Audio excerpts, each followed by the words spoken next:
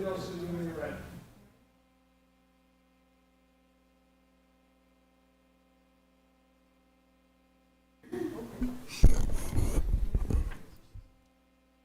evening. I'd like to call the regular meeting tonight at 7 o'clock.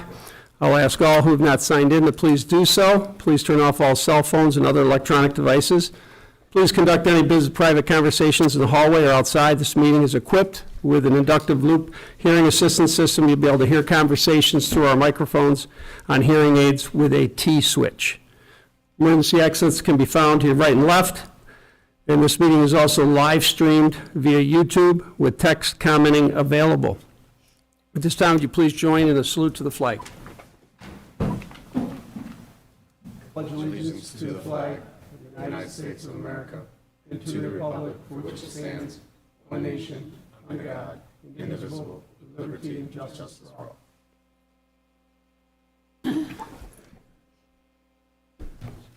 Before we start tonight, I'd just like to declare Supervisor Marin necessarily absent, and I'll be running the meeting tonight. And at this time, we're going to have a public hearing, and I would ask our town clerk to please read aloud the public hearing notice.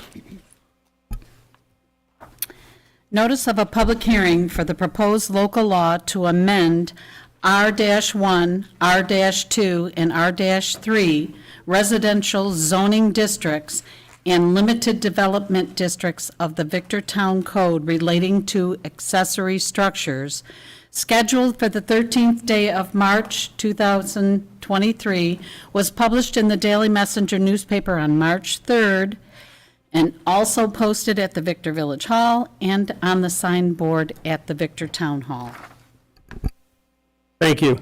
I'd like to thank our codes and legal and those folks that worked on this, just shoring up some, I guess, with some weaknesses in just identifying accessory structures for the R1, R2, and R3 residential zoning districts. At this time, I would ask if there were any comments that would like to speak for or against this in the public. Hearing none. Anyone on the board have any comments? No? Okay. Then I would have a motion to close the public hearing. So moved. Second. All in favor? Aye. Okay, we will close the public hearing and move on with our regular meeting. I'm looking for approval of the February 27th, 2023 regular town board meeting minutes. So moved. Second. All in favor? Aye. I will abstain as I was absent. Thank you. Meeting. One abstention. Okay. And now we would move to payment of bills. And once again, I would ask our town clerk to submit that for us, please. The Victor Town Board has reviewed manifest number 5 in the amount of $338,684.26 with the following accounts charged: general townwide, general outside village, highway townwide, the lighting districts of Fishers, Brookwood Meadows, High Point, Cobblestone, Coyle Ridge, Rolling Meadows, Stone Lay, and Legacy at the Fairways, S&S Consolidated Sewer Fund, and Trust and Agency. In keeping with Supervisor Marin's discretion here of our manifest, we try to show expenditures that are in the range or exceed $5,000. As you can see on the screen up there, we have American Rock Salt for the winter of $66,557.59. Edmunds Government Tech, our software updates, $5,101.95. Guardian Insurance, $5,101.30. Integrated Systems, $8,603.07. Labella Professional Services for January, $58,977.94. Charge back to the developers of $8,891.25. The cost of the town was a little over $50,000. MVP Health for March for our employees and our retirees is $74,000.72. Noco Energy diesel fuel for February of $14,228.29. The Controller's Office for our January court fees of $18,990. Red Truck Painting, the Town Hall painting continues to finish up with their upgrades, as it looks great, $14,970. Tracy Road Equipment, a trailer for the highway of $24,046. The total above expenditures is $290,576.86. The total town expenditures minus the previous mentioned expenditures equals $48,107.40. Do I have a motion? I got a quick question before we Yep. do that. Rich, maybe you can answer this. If not, it may be a Susie question. On one of the pages, there's a website department header annual fee for hosting, I think it's hosting, and support for Village of Victor. Is that something that we pay, or is that a pass-through? What's the story with We pay that? that for the village. We do? We do. Okay. All right. Now that my question's answered, I'll make the motion. Second. All in favor? Aye. Thank you. Tonight, we have privilege of the floor. We have two. We have a hold harmless with Victor Square expansion. No one's here to speak on that? No.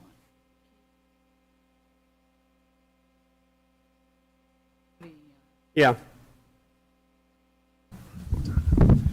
No, they're putting on an addition on the south side of the Victor Square building and extending curbing and a sidewalk into our sanitary sewer easement.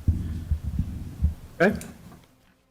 And then I guess I would invite Wes to the podium to talk about our sewer master plan, representing LaBella Associates. Thank you. Wes Petty from LaBella Associates. It's been a couple of years since maybe we looked at this draft sewer master plan. You may or may not recall, in April of 2021, the town board actually held a public hearing on this draft sewer master plan. And the plan was also referred to the town planning board as well as the county planning board. And we did receive comments back from Ontario County. And we've incorporated any of those thoughts or suggestions or changes that they had. Basically, some grammar corrections, nothing too technical from the county. At the April 26, 2021 town board meeting, the supervisor commented that his desire was to hold off on adoption of the sewer master plan for a couple of reasons. I think he was looking for a little more feedback from the town board at the time, specifically Pump Station 7, I think was coming up in terms of needing some capital improvements with Pump Station 7. And that is over at the corner of East Victor Road and New York State Route 96. And at that same time, there was at least one and more likely two requests from developers to change the residential overlay zoning district, to change density, which would really impact, would have an impact on Pump Station 7, right? So it was kind of, well, let's hold off on the adoption of the sewer master plan. Let's figure out what's going on with the residential overlay zoning districts and the densities that we want to allow, and so forth. So the applications that were made for changing the residential zoning overlay map were, as you recall, Southgate 2 and Southgate Phase 3, changed from residential A, 0.33 units per acre, to residential B, half a unit per acre. And then with the Stonebrook subdivision, that changed from residential A to residential C, which allowed for a maximum of 1 unit per acre. So that zoning map has been amended, that residential overlay district has been amended. So what we've done here with this 2023 update, any of the policy really remains unchanged. Any of the recommendations that basically remain unchanged. What has changed is the way some of the narrative reads, because at the time this was initially drafted, the 2019 or 2018 $9 million capital project, the sewer trunk line that goes down the Auburn Trail now, that was not yet online and operational. So some of this read like, when that comes online, it will have this potential effect on the sewer system, so on and so forth. So we had to change some of the language in there due to when this was initially written. And then also some of the graphics have changed because of the subsequent sanitary sewer district extension that did happen over on Willis Hill Road to accommodate the Anderson subdivision, where I think phase one, or section 1 and maybe 2 are under construction now. And then some of the maps have been updated to reflect the new roads that have been added in different areas, like the Piper Meadows subdivision, Bluemont Rise down in this side of the town, and that Anderson subdivision down there as well. So when you read through this document, if you choose to read through it, you'll see a lot of it kind of reflects consideration of what had happened with that $9 million capital project. And the primary goal of this document is to correlate and coordinate the information and the recommendations and the requirements and the studies that had been done previously, namely the 2016 Farmington-Victor Joint Sewer Study that MRB and Labella also participated in, as well as the 2015 Comprehensive Plan. So it kind of pulls all that information together so that when the town board receives or an inquiry or potentially even a district application to extend the sewer district, you have this document to look at to help guide you through whether or not you want to consider that, because this will reflect back on the comprehensive plan and also the Farmington-Victor sewer study. So with that, I don't have a whole lot more other than you may want to consider holding a public hearing on this, only because maybe it's been 2 years, you've got a refreshed document, right? The last public hearing was 2 years ago. Move forward with seeker on this. We have a lot of this information already prepared, Labella does, in terms of, a public hearing resolution, classification as, preliminary classification as type 1 action, and then also any subsequent draft resolutions so that, you can keep moving if you just decide to adopt the plan. So, be happy to talk a little bit further offline, after this meeting with Harris Beach on those resolutions. We can offer those to him to review, and so that he has an opportunity to look at that stuff. But I think my recommendation might be to hold another public hearing, and I'd be happy to hear the town attorney's opinion on that as well. But I'm not going to put him on the spot now. We can talk at a later date. Town board's discretion to have another public hearing on it if they want to. Wes, does this automatically go out to Farmington as well? This master plan, does this go out to Farmington? Or is it our job to share it with them? So it would be the town of Victor's job to share it with the town of Farmington. We have not provided them a copy of this, only because it really relates to potential district expansions in the town of Victor. But now that you've brought that up, it probably makes sense to share this with them, right? Because there's a certain percentage What impacts them? allotment of the sewer plant, right? Right. And so I think it would make sense to coordinate or at least provide them a copy of this draft, sure. And we can do that. Has this been shared with the Ontario County Planning? 2 years ago it was. At 2021, yes, we did share it with Ontario County Planning. We referred it to them. We did get comments back, and we incorporated their notes into this updated draft. We should probably send them a copy of this as Okay, we'd be happy to do that. Yep. Yeah, I'm just thinking that, with the recent events over the last 2 years, the more the merrier. Yeah.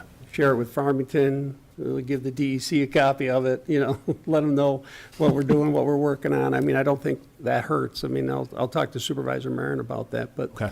I just think that a lot of times the board is making decisions on sewer expansion. Yeah. And I think to have, Farmington know what we're thinking or what we're looking at down the road as possible expansion, they need to plan accordingly as well. Yeah, so, and I don't think this will come as a surprise, any of the material in here in the graphics, I don't think it'll come as a surprise to the town of Farmington, because this does reference a lot of the graphics from their 2016 Farmington-Victor sewer study. And then what might be new to them is seeing the potential density changes that are identified in the town's comprehensive plan, right? Most of the pump stations themselves were on the original documents for the trunk line anyways, that they saw that was sent to them, so the basics are there, it's just the Yeah, quantities are what they haven't seen yet, so. so, I agree. In the vein, Dave, as we talked, it would be, I think, make sense for us to reschedule the public hearing again. And I think it's just a sense of transparency and the fact that it's 2 years. Why not? It's, I think it's a good idea. Yeah, I think that, I mean, naturally, I think when we look at a sewer master plan, I mean, I think naturally it tends to fall out of public view a lot. And I think that we hold the public hearing, and I don't know that anyone comes, but I think that it shows the due diligence of us to hold that hearing, and I would agree to do that. Yeah, when Supervisor Marion gets back, I'm sure he'll review the comments and look this over as well and follow that direction, I would assume. okay. So. All right, that's all I've got for you. Thanks, Wes. Thanks, Wes. Thank you, Wes. All right.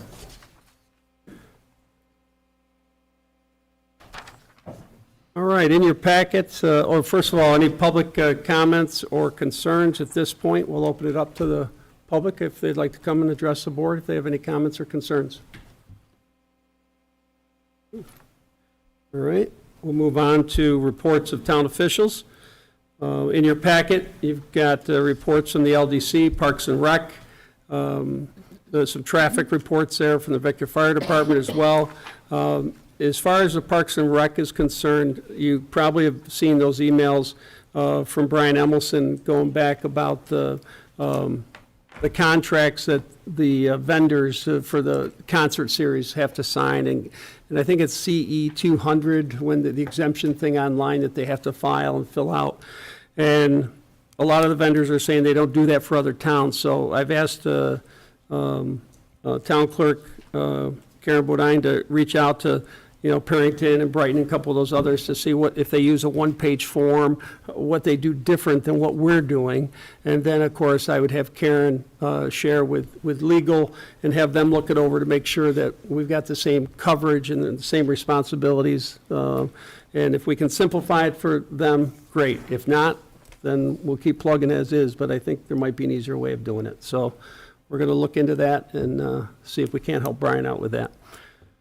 Did anybody have any committees they wanted to report on? Anything that needs to be brought to our attention? I don't have anything particular as far as the zoning board materially, but I just wanted to make a quick comment that in the last couple of meetings, they've certainly had some longer meetings, right? There's been a couple of lengthy meetings, and certainly the chairman of the ZBA, along with their members, and Amber as the secretary, have, I think, done a very diligent job and entertaining and carrying forward in those meetings professionally. And certainly they're tough when they go into the 10+ o'clock hours in the evening, and I appreciate all the hard work they put towards those considerations. Yeah, Drew, I was wondering, it's only since you've been the advisor this time around that the meetings went crazy. Is there anything that you want to share? I mean, it's a lot of the same. I mean, there's a lot of very common themes, right? But Yeah. Holy cow! I mean, they've gone late, I know. and certainly you don't expect you see an agenda with 5 items on it or whatever, but those 5 items take hours sometimes, Yeah. and Again, to your comments about the board itself, I think they do a great job of, kind of calming down some emotional, because for people, it gets to be an emotional thing in their property, And I think they do a really good job of following the procedure, going through all the details, getting the facts. So, yeah, I've been very happy with their performance over time. Quick thing, just in case anybody's wondering, the monument project out front is still going on, believe it or not. There is a delay between the granite and the emblems, but it's still something that we're working on. I've been in contact with the American Legion, with John Turner, et cetera, the monument company regarding all the delays, but we still anticipate a late spring being able to get that thing completed, so knock Hopefully on before wood. Memorial Day? I hope so. That would be nice, Yeah, right? I mean, of it looks better now. I was driving what it did. yesterday, and just having it turned around, people understand what it's going to be when it's finished. Mm-hmm. It looks so much better, I think, from the street view. just to begin with. So- Yeah, and even the town teams that worked on, clearing out some of the brush that the overgrown and just clearing a lot of stuff, it looks a lot better than what it did. And hopefully, like I said, hopefully late spring, yes, Memorial Day would be a goal. I can't, it all depends on what happens at the other end, but we're still staying on top of it. Because I know I haven't reported on it in a while. There hasn't been a lot to report. But I guess the granite is almost ready and they're waiting on the emblem, so hopefully we'll have some more details soon. Anyone else? As far as, one thing I wanted to say is recycling. I was talking to Casey and a few of the guys inside.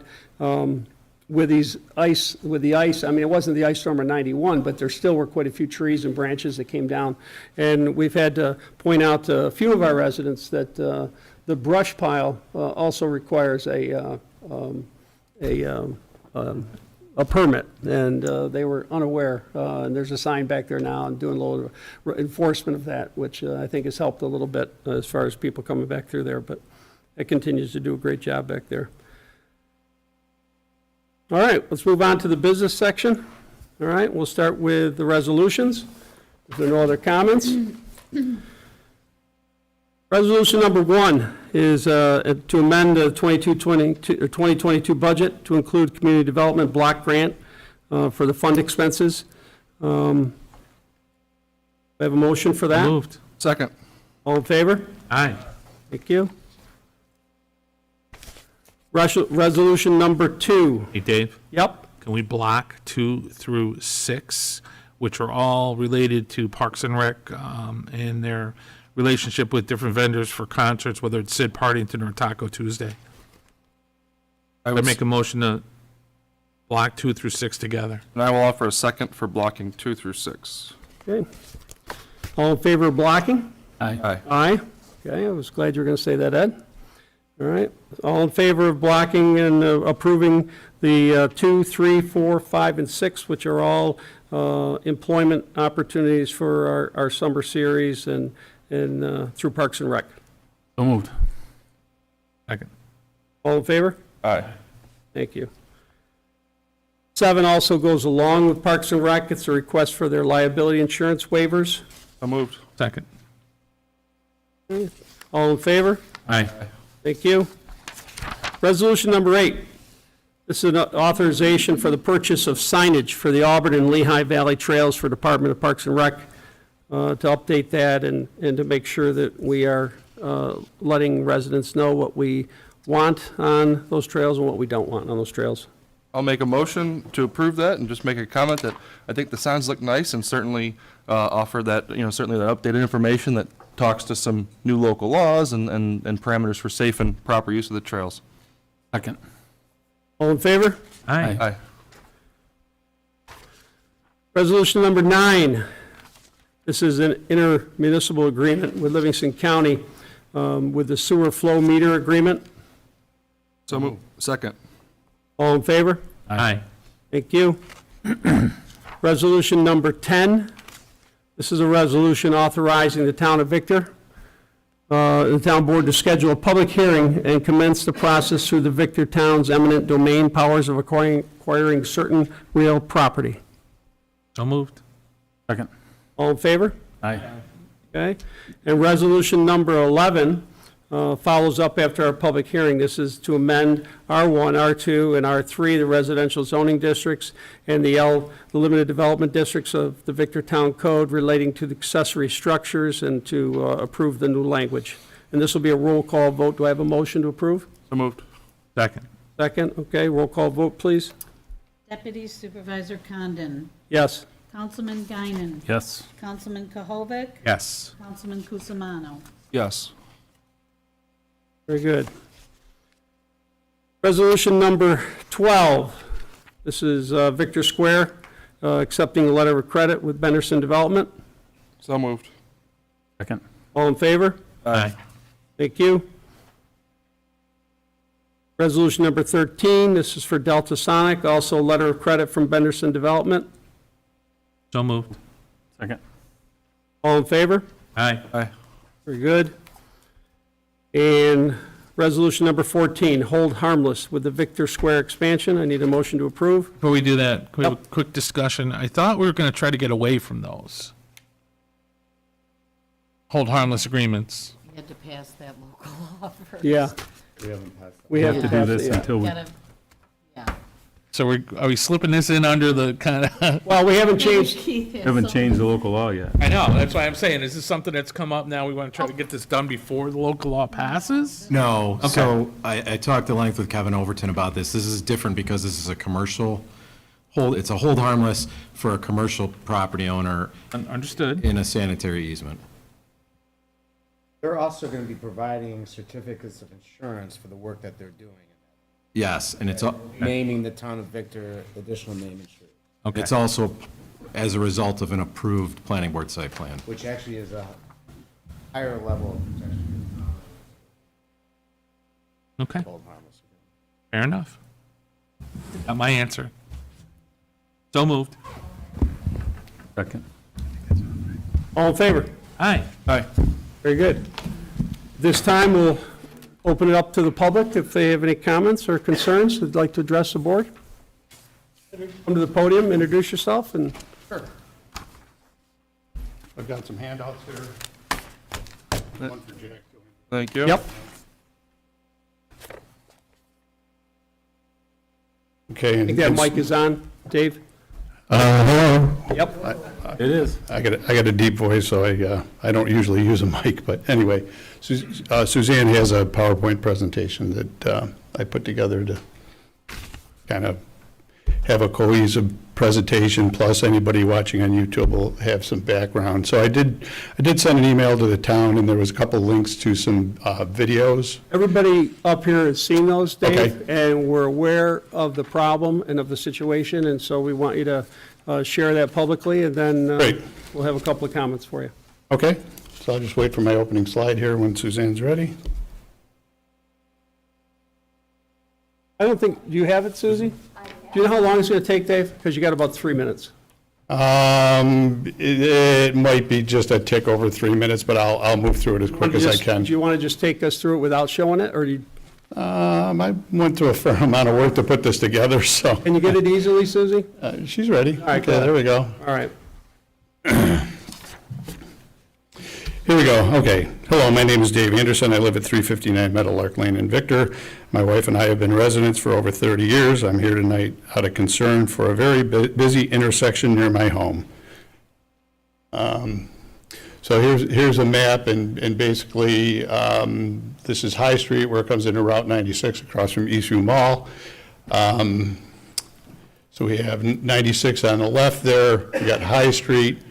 And then High Street curves around back toward Valentine Road. There's 3 entrances into this property. I don't quite know why we need 3 entrances for a single property, but down in the lower left-hand corner, that's a right-in, right-out turning lane there. And that seems to work very well because there is a median on Route 96 that would prevent somebody from going out of that the wrong way. Over across from Valentine Road, there is a signal light there, and that is the only way that you can legally exit the plaza and go south on Route 96. The right-in, right-out intersections do not allow access to get back to the traffic light at 96. So obviously the intersection, the right-in, right-out that I have encircled there, that's actually 320 feet away from Route 96. So people, when they go to pull into that establishment there, whether they're going to the bank, the beer project, Longhorn, it gets a little congested because sometimes you'll see 3 or 4 cars in a row pull in there. But anyway, there's a lot going on. I'm sorry, did you say that's the only way you can get to 96 South?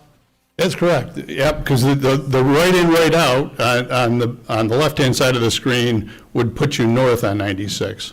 Okay? The signal light at Valentine Road, you can make a left there. Yes, that's the only way. Come around. That is the only way, yeah. On 96 South, yep. Okay. Okay, and so if I back up one more time here, so the only way this intersection is really labeled not to take a left-hand turn is that sign right there, okay? Which is pretty visible and clear. Okay, and it says no access to Route 96 there, but at that point, you're at a point of no return. You can't really back up there, so, and you can go to the property and look at it. Also, viewing it from across the street, which would be like where the North Face store is, you can see that there's a do not enter sign there. But there's all kinds of illegal activity going on here. So, anyway, you can watch this. I'm going to continue talking. Through the years, the commercial district located north of the New York State Thruway has had unprecedented development. The planning boards have worked diligently to allow this area's development to be within the town's vision, zoning, and codes. Occasionally, things do not turn out as planned and should be reevaluated, especially when it comes to public safety. I'm asking this town board to intervene and agree to find a solution to the problem before somebody gets seriously hurt. Vehicles entering the right-in, right-out intersection on High Street are unlikely able to see the signalized intersection in the rear of the plaza. Meaning when you come in there, you can't see that signal light. You think that's like the only way in and out. This likely creates confusion for the patrons leaving that are unfamiliar with the area. Instinctively, they try to leave in the direction they came in. Cross and then came back. Please note that the signalized intersection is the only legal way to exit this plaza and travel south on State Route 96.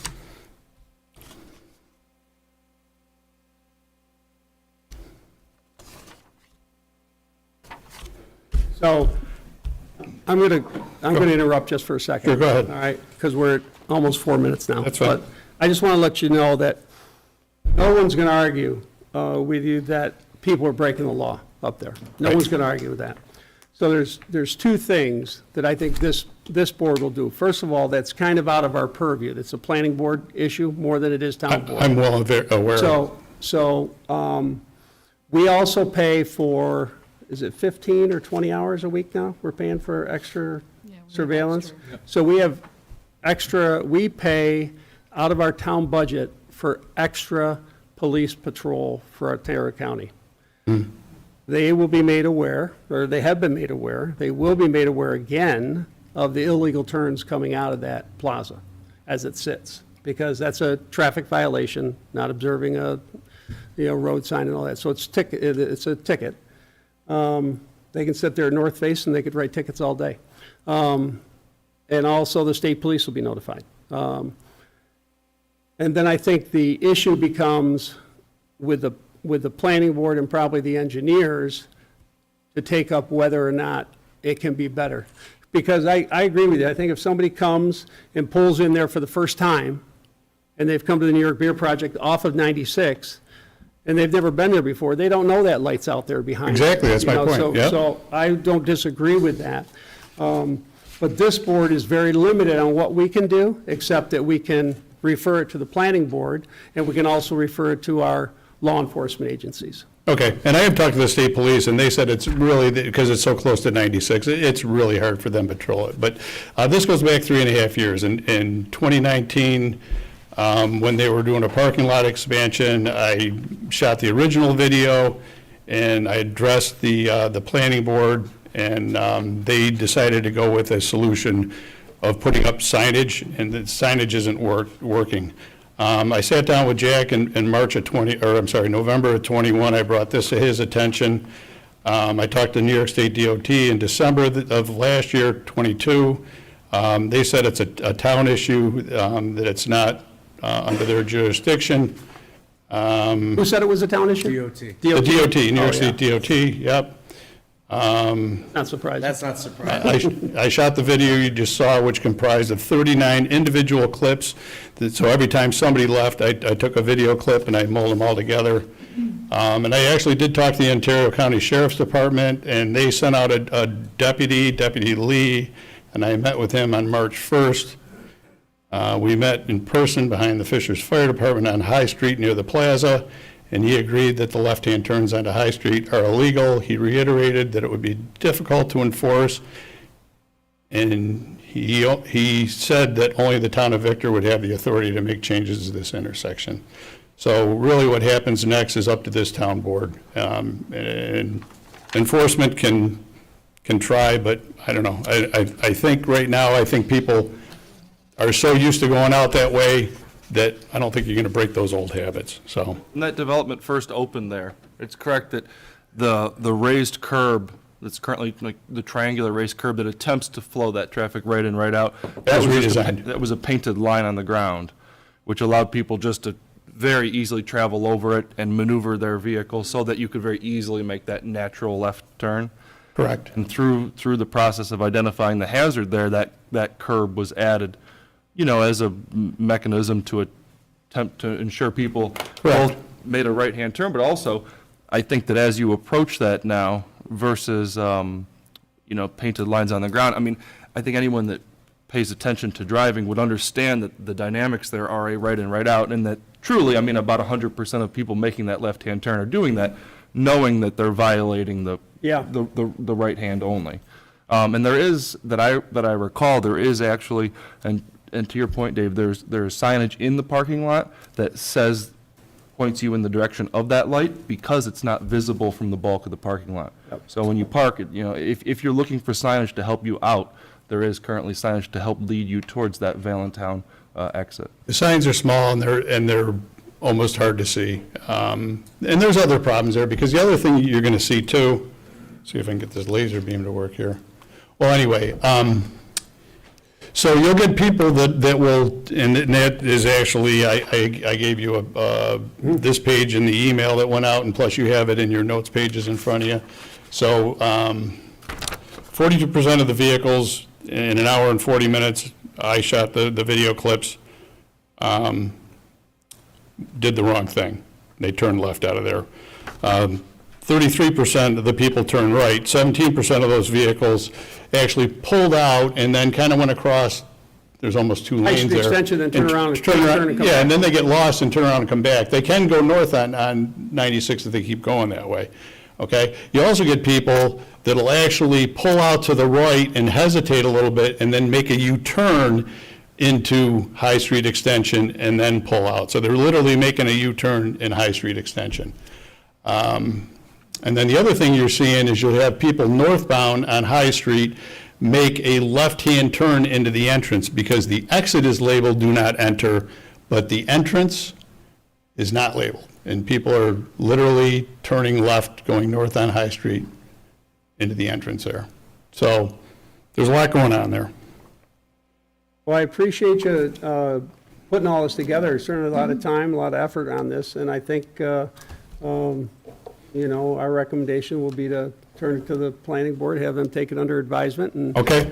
we'll move from there. Right, and the owner of the property spoke at the planning board meeting on August 13th. Mr. Rinaldi said, and I'll just read the quotes in yellow, "I would like to institute the changes that are incorporated on the site plan. If there is a condition that exists, I will absolutely come back to this board and review that with you.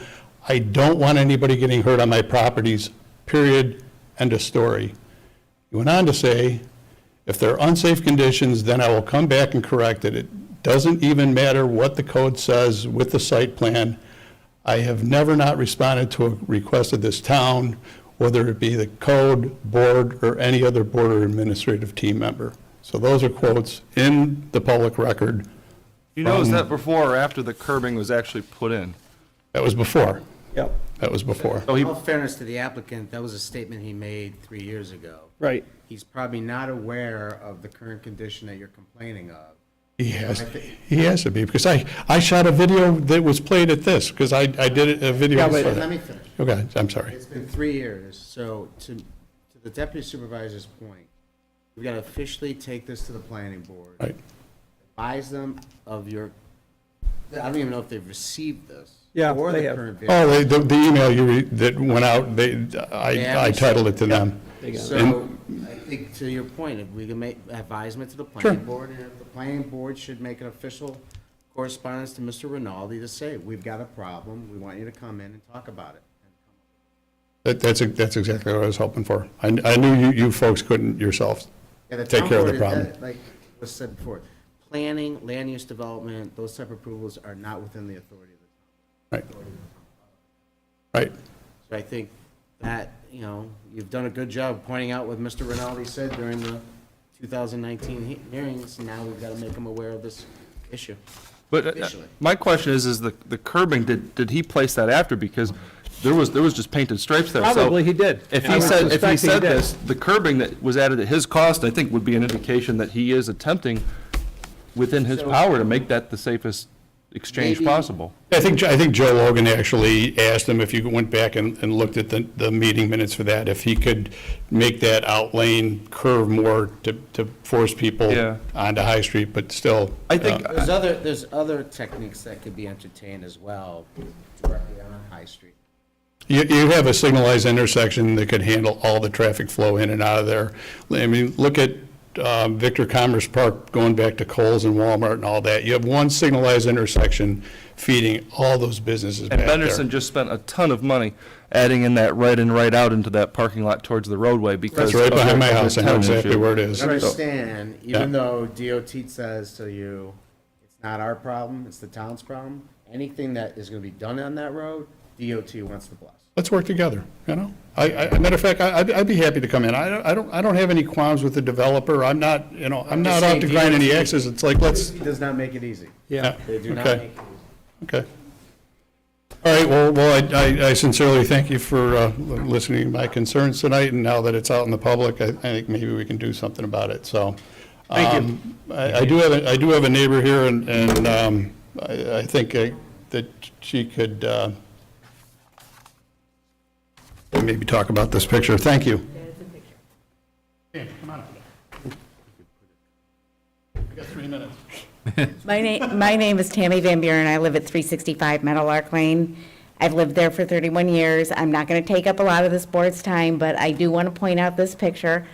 I actually work in the plaza. I am not here to represent my employer. I'm here to represent myself as a resident. But if you can see this truck, he is actually going out the inn. And you can see that the car that's coming over the corner, around the corner, is practically going to hit him. He's probably going 40 miles an hour around the corner, and without seeing it, it's very possible that there could have been an accident there. So not only do we have people taking a left, but now we have people, and this has just started recently that I've just started seeing it, going out the inn. So while I know it's not within the board's purview to do anything with this as the planning board, I want you to know that we have brought it up to the planning board. We've asked that things get done to correct it. I've almost been in about 3 or 4 accidents there, and I know the area. I can't imagine somebody not knowing the area, coming up from Route 96 and trying to go straight and having someone almost turn left out in front of them. The most recent time that happened to me was last week. I had somebody turn left in front of me. They saw me coming. They stopped dead in the middle of the street. So it's not safe. I'm not going to take up a lot of your time, like I said. I think that it needs, one of the things it needs is, instead of right turn only, it needs a no left turn sign with a little arrow through it. Makes it a little bit more obvious that, Yep. hey, you're not just supposed to do this, you're not supposed to do that. But if you could please bring it again to the planning board's attention so that we can readdress this. It took someone being killed at the intersection of Route 96 and High Street in order for us to get an arrow there. I would hate for someone to get hurt here, and that be what caused it to get fixed. And that's it. Thank you. Somebody You're welcome. being, and I'll make a comment. I see the point. I 100% see the point. And I work in emergency services, and I use that intersection constantly.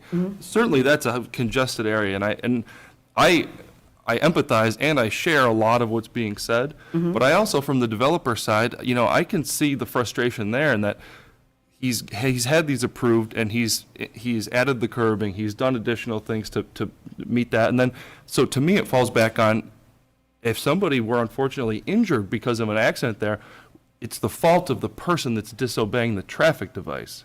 And I think that, and I understand that there are parameters, there are safety, there are all kinds of layers of mechanisms that can be done in the development, planning, execution, and follow-up phases to address these issues. But at the end of the day, if a vehicle is traveling 30 miles an hour over the speed limit down High Street and injures somebody in an accident, they're disobeying the traffic law. And I think that this is very comparable to that in the fact that could this be made better? And yes, the no left turn, I think that anything should be explored to try to increase the safety factor. But I think it is also challenging that the developer, from what I've seen, has attempted to do the proper thing here, and it's simply users that are not following the law. Well, I understand we can't control human nature, and I know that we can't do that. I think that there's a lot of things that we can do to possibly make it harder.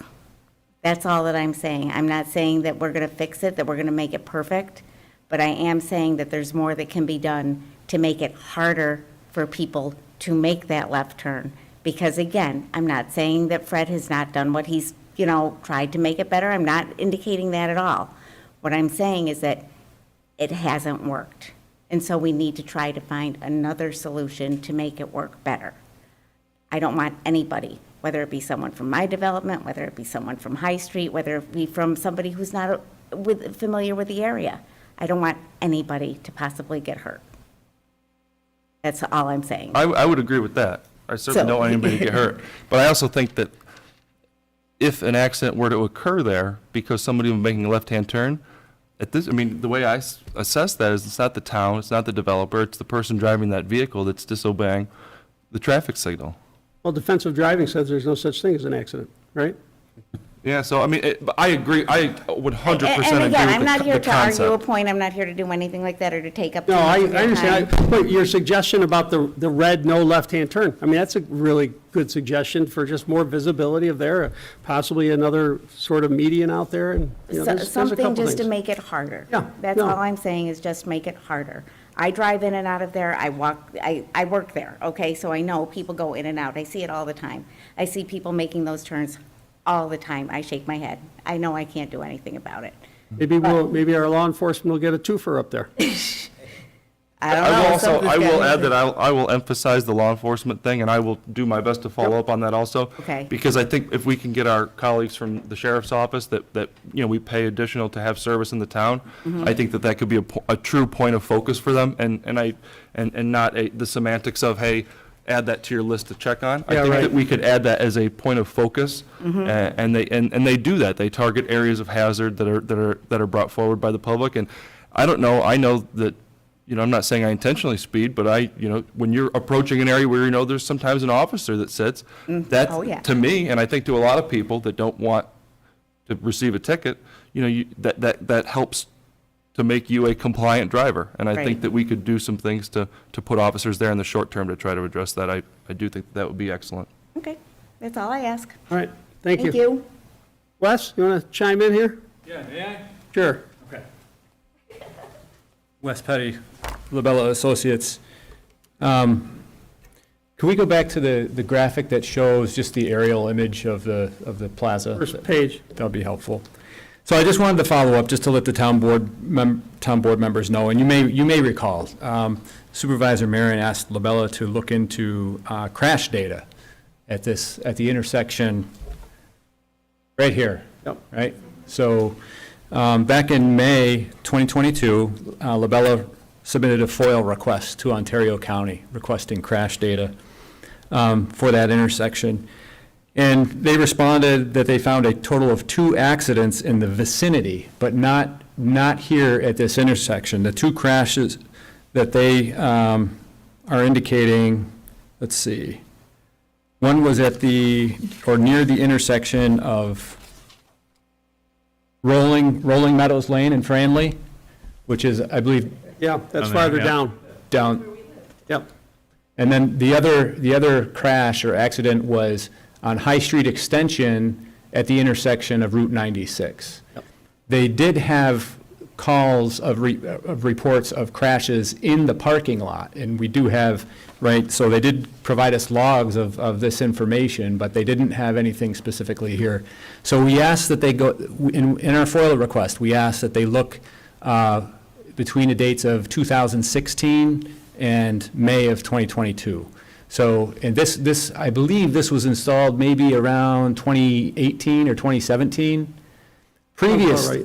Previously, prior to site plan approval of the New York Beer Project, this intersection was a little bit different. It had one ingress lane, right? One lane allowing cars into the plaza and 2 lanes actually exiting the plaza, one directing traffic to the right onto High Street, and the other directing traffic to turn left onto High Street towards 96.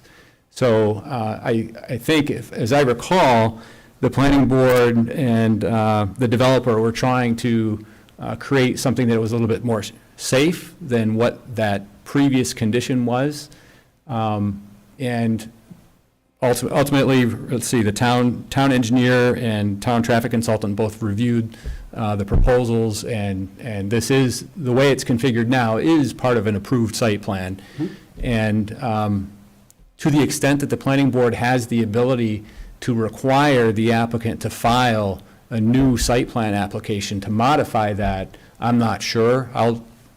I would defer to Harris Beach and. Probably, I'm guessing, but I think it would be hard pressed to Yeah. do that. Yeah, And I think your data wouldn't necessarily support it either. yeah, So I'm a firm believer that I think more signage, more enforcement, and I think I mean, the people that are making a left-hand turn are breaking the law. yeah, So, I've seen it.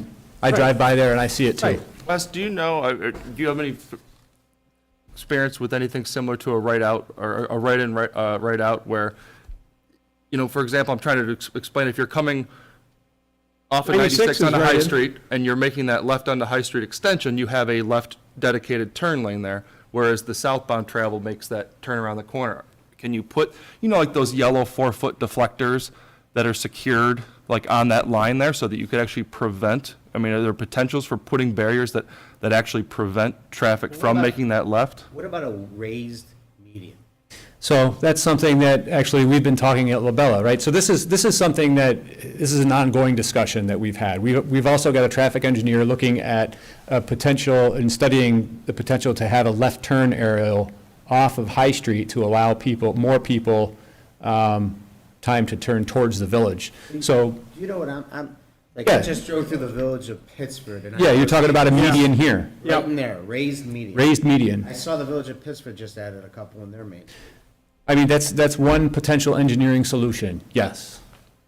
Whether or not, Is that an inordinately expensive?